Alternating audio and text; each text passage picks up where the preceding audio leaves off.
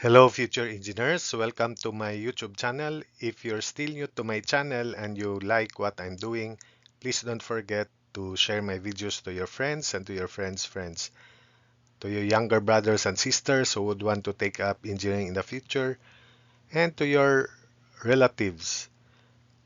That's one way you can keep me going, inspired, and refreshed.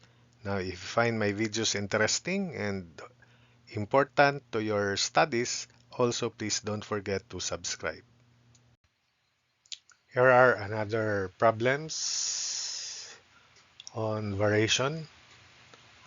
These are light problems in algebra, but important for fresh students, high school students, for example, who would want to become engineering students and hopefully engineers in the future to develop their skills little by little, especially in analyzing problems in algebra or in general mathematics. So problem 15, the illumination produced on a surface by a source of light varies directly as the candle power of the source and inversely as the square of the distance between the source and the surface. So compare the illumination produced by a 512 candela lamp that is 8 feet from a source with that of a 72 candela lamp 2 feet from the surface. 8 feet from the surface, rather. By the way, if you want to anticipate the solution, you may do so by pausing the video. Compare answers later. So let's derive the formula first. Illumination is constant.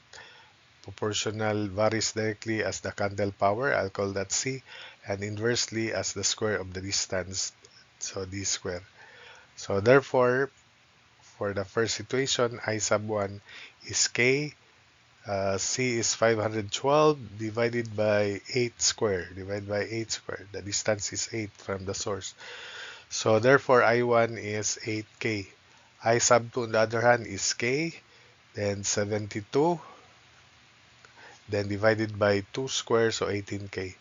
So therefore, the question is compare the elimination. So I1 over I2 is 8K over 18K, and that is after we cancel K 4 over 9. So therefore, the elimination of the first is 4 over 9 times the elimination of the second, or the first produces 4 over 9 as much elimination as the second. 15b, if y varies jointly as x and w and is 72 for x is 9 and w is 4, find the value of y for x is 18 and w is 1.5. So we go back to our solution where we just bypass k, we don't need it, but we have to establish the equation first. Y is equal to constant of proportionality times xw. So k is y over xw equals y1 over x1 w1. So find the value of y, this is the unknown, for x is 18 and w is 1.5, 18 times 1.5 equals y1 in the initial condition 72, then x is 9, w is 4. So solving for y, use your calculator there, it is equal to 54. 15C, the simple interest earned in a given time varies jointly as the principal and the rate. If $300 earned $45 at a 6% rate, how much would be earned by $500 at 5% in the same time? So formula I equals constant of proportionality times principal and rate PR. So therefore, I over PR equals I1 over P1 R1. Find I, how much would be earned at $500? P is $500 at 5%, just consistent with the right side also, equals the interest earned by the $300 principal is 6%. So 45 I2 or I1.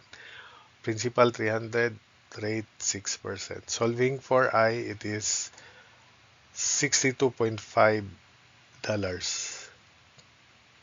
Then problem 16. The volume of a regular pyramid varies jointly as the altitude and the area of the base. If the volume of a regular pyramid of altitude 5 inches and base 9 inches square is 15 inches cube, find the volume of another of altitude 4 inches and base area 6 inches square. So formula volume is constant of proportionality. It varies jointly as the altitude and area. So area times altitude or altitude times area, it's the same. Solving for K, K is volume over area H equals volume 1 over area 1 H1. So find the volume when the base area is 6, so 6 square inches. Altitude 4 inches equals, in the first condition, volume is 15 cubic inches. Base area is 9 square inches and altitude 5 inches. Solving for V, V is 8 cubic inches. 16b, the mechanical advantage of a jack screw varies directly as the length of the lever arm. If the mechanical advantage of a jack screw is 192 when a 3-foot lever arm is used, what is the mechanical advantage for a 2-foot arm?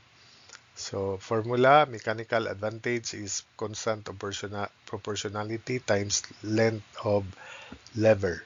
So AM over L, that's K, equals AM1 over L1. So final condition, what is the mechanical advantage for a 2-foot arm? So AM over 2 feet equals 192 mechanical advantage in the initial condition. Then the lever arm is 3 feet. So AM is 2/3 of 192, that's 128. Then lastly, 16C, for a given load, the amount a wire stretches varies inversely as the square of the diameter. If a wire with a diameter of 0.6 inch is stretched 0.006 inch by a given load, how much will a wire of the same material with a diameter of 0.2 inch be stretched by the same load? So delta, the stretching, is equal to constant over square of the diameter. So the amount a wire stretches varies inversely as the square of the diameter. So that's it. Then delta d square equals delta 1 d sub 1 square. So delta times zero point 0.2, we have zero point 0.2 in the final situation. 0.2 inch diameter quantity square equals, in the first part, the wire stretched 0.006 inch when the diameter is zero point 0.6 or zero point 0.6 square. So delta is 0.006 times 0.6 square over 0.2 square, and that is 0.054 inch. So that's the amount the wire stretches.